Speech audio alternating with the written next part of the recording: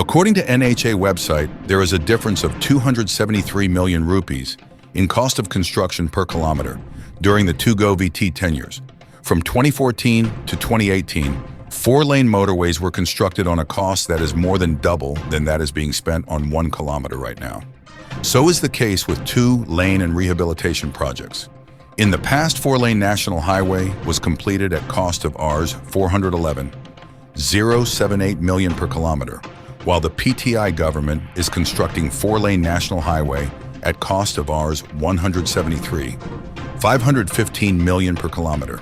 Again, previously, 1 kilometer long road was used to be rehabilitated and maintained at cost of Rs 111 million, while presently this cost has been reduced to Rs 400 million.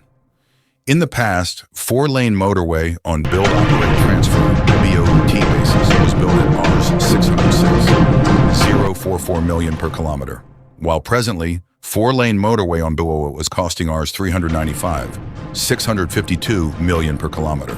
Prime Minister Imran Khan has commended efforts made by construction experts and engineers of NHA for building roads at low cost.